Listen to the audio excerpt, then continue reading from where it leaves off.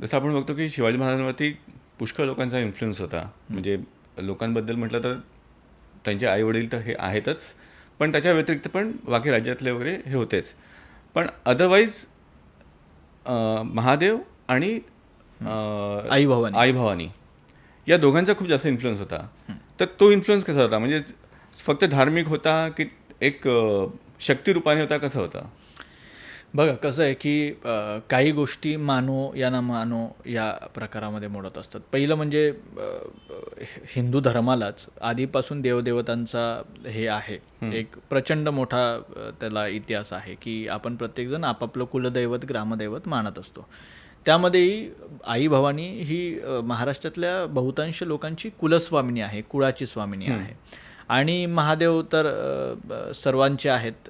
त्यामुळे महाराजांच्या वापरामध्ये नेहमीच स्फटिक शिवलिंग असायचं त्यांचं स्वतःचं, जे ते अगदी कुठल्याही मोहिमेवर असू दे, कुठल्याही युद्धाप्रसंगामध्ये असू दे, सकाळची त्यांची सुरुवात ही त्या स्फटिक शिवलिंगाची पूजा करूनच त्यांच्या दिवसाची सुरुवात व्हायची. आणि जर प्राधान्याने तुम्ही जर पाहाल तर महाराजांचा प्रामुख्याने ज्या ज्या गडकोटांवर वावर होता, म्हणजे आपण प्रतापगड पकडूया, राजगड पकडूया किंवा आपलं रायगड पकडूया, तर त्या त्या ठिकाणी आपल्याला त्या त्या देवतांची ठाणी मिळतात. प्रतापगडावर आई भवानीचं त्यांनी एक मंदिर बांधून घेतलं होतं, कारण प्रत्येक वेळी तुळजापूरला जाणं शक्य नव्हतं.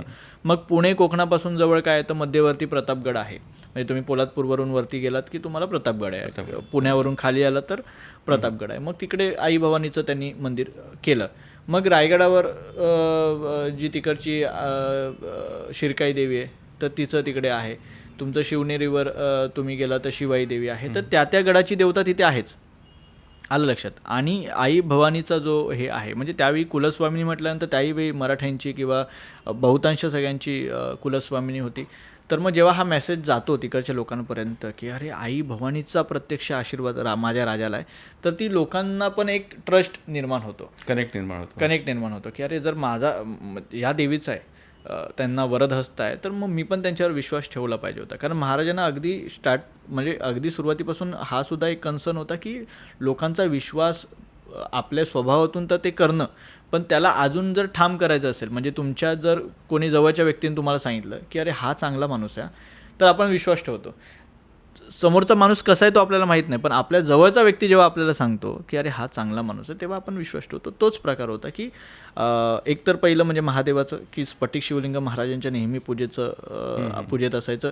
रायगडावर जगदीश्वर स्वतः आहे, जगदीश्वराचं मंदिर आहे. आणि आई भवानीचं तर ती महाराष्ट्राची कुलस्वामिनी आहे, त्याच्यामुळे तिचा वरदहस्त असणं हे लोकांपर्यंत पोहोचणं, तर हा एक मेसेज असतो जे गुप्तहेर खात्याचं त्यावेळीचं काम होतं.